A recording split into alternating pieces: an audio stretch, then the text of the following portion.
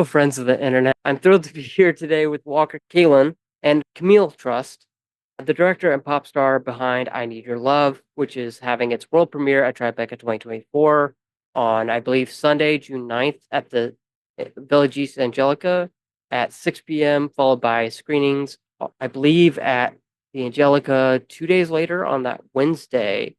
And then, yeah, there's one at the AMC 19th and then Angelica again. So, and that's under the Now Indie Episodic program, which I recently learned from festival programmers. And correct me if I'm wrong on any of this.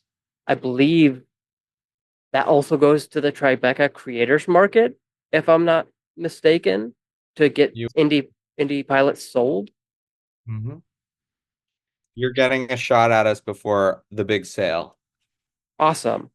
And for those who want a little bit more info on I Need Your Love, here's a brief synopsis from the Tribeca website itself. It's a bittersweet comedy about pop singer Camille's struggle to make a name for herself in New York's. So, with that synopsis out of the way, welcome, Walker, Camille. It's great to have you on. Thank you It's for having awesome. us. Yeah. So, first things first, the obvious question, and this can be a question for you, Walker, or Camille, whoever. Where did the idea for the, I guess, show come from? I'll start first. I'm looking at bottom left of my screen. That's Camille. Oh, I was like, Right. you're not Yeah. there on mine. So take it away, Camille. Walker and I met in 2012 by chance during Hurricane Sandy, and we've just been really close friends ever since. And he's just sort of been witness to my hustle and my struggle and my successes and just everything that I've been through. And he's sort of also just been a sounding board to my emotions through all of these years as well, and a source of comfort and whatnot. But yeah, so I think then last year he sort of came to me with the idea of, well, he's always been a filmmaker, and I've always just been like, we've never worked together until last year. And of just with this idea of like, I was always telling him, like, you let me know when you're ready to do something starring me, but I didn't realize it was actually going to be actually me. So yeah, he proposed me with this idea and had a rough sketch of an episode or what the arc was going to be, and then we finessed it together. My feeling is my background is in writing, and that's always been the most important thing to me. And my way into the world of film and theater has been through writing. And to get things produced as a writer, especially if you're a writer who is not prominent or famous or have lots of big credits to your name, it's really hard to get things made. So even if you can option something or make little deals here and there, a lot of the vast majority of work just never gets produced. And so I was feeling really frustrated about that and wanting to take things into my own hands and to acknowledge that I feel frustrated and insecure about where I want to be making things. And I don't feel like that I've done that to the degree which I would like to, and I think I'm capable of. Been very close to Camille and observing her for the past decade plus. It's a much more public way of creating art that she does. And as an independent artist, she has to wear so many hats for her own career. She doesn't have a like 20-person team around her to make things happen. She has to make it all happen on her own. And she has to do that in front of an audience, literally. Mm. So I could really empathize with her. It's much different like approaches to the way that we like think about making art and making things. But I definitely just feel a real kinship to her. And that was my way into the show. It's like just the themes of the show and the energy of the show. Like it wouldn't work if this was purely like, let's just come up with funny stories of things that ha maybe happened to Camille.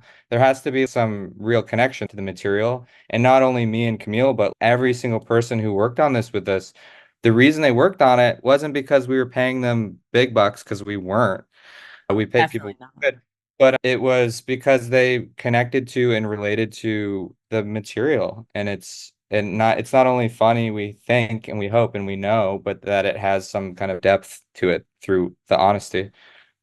Yeah, and it's funny you mention the writing aspect of it because I'm actually interviewing somebody today.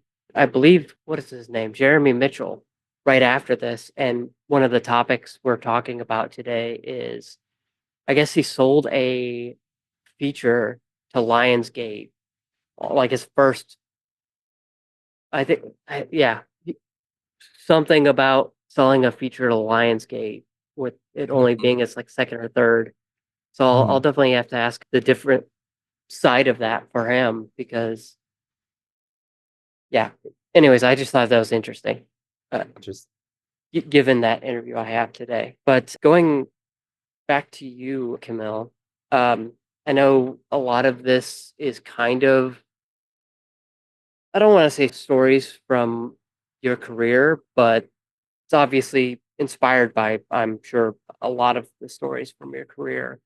How did you come into this as a musician, trying to kind of relay these stories and also kind of jumping off what Walker said, how you two work together to kind of adapt those stories in a way that makes sense for, I guess, this format.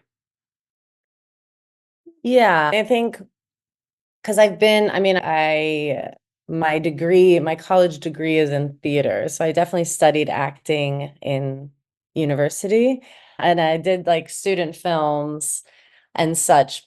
So I have some sort of idea of how to like act on camera. I think the stories that we wanted to create again are just stories that we feel are relatable and stories that can sort of resonate with people with these themes of vulnerability and self-doubt. And I think something that's important to note too is in the series, like, it's not like, and then this crazy thing happens and she gets the part, like that doesn't happen. And think about the fucking 95% of people that are still out there struggling for their life, still just holding on to this dream and being like, I hope to God one day this happens for me. Because honestly, I have no other choice. So I'm doing it, if do or die, baby. And so I sort of just want to show that and sort of, yeah, I think yeah, kind of echoing what Walker was saying about vulnerability and just making things resonate with people. Brain is rebooting, so give me a minute. Yeah, but my final question would be, um, again, another obvious one as it was the first one, but this is your world premiere. Congratulations, by the way, if I didn't already say that. And but the question is like, what do you want the general audience who's maybe not looking at this for distribution, the general public is what I mean there. What do you want them to take out of it? I know you talked about the relatability of the stories therein, and that how does it feel to be at Tribeca?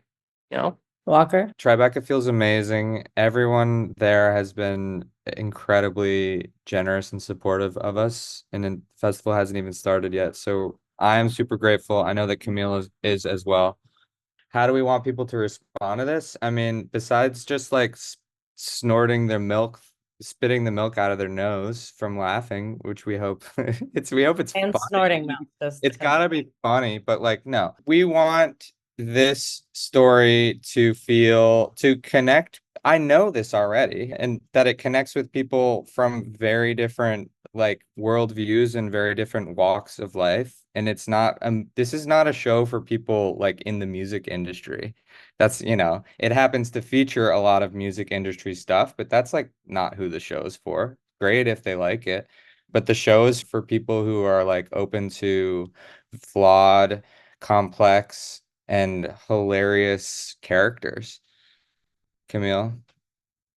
yeah, I think echoing everything you're saying for sure. And I think it's really special and not always done where the person who's telling the story is who it's actually happening to and they're playing themselves. Obviously, that just happened with Baby Reindeer, which was extremely amazing, but you don't see that so often where they're truly playing themselves and they're truly reliving the character. And we're sort of introducing that theme as well with this and trying to do that too. And it's vulnerable, it's real, and it's 100% honest. And I just know that honesty really cuts through. You got to go to the heartstrings, baby. But also, I'm a funny gal, so might as well use that too. Awesome. Oh, I know we're running short on time, but I want to thank you both for taking the time out of your day. Thank you. What I'm sure is an insane interview schedule based off what I know from the 3 previous Tribecas I've covered. And for those who want to catch it and are going to be in New York for Tribeca, the show times are Sunday, June 9th at 6 p.m. at the Village East by Angelica, Wednesday, June 12th at 8:15 at the AMC 19th Street on East 6th, and then Sunday, June 16th at 2:15 p.m. And that'll be the last screening of I Need Your Love at Tribeca. Bring your fathers for Father's Day. Again, thank you both so much for taking the time out of your insanely busy schedule. Thank you so much. Thank you, Austin. So lovely to meet you.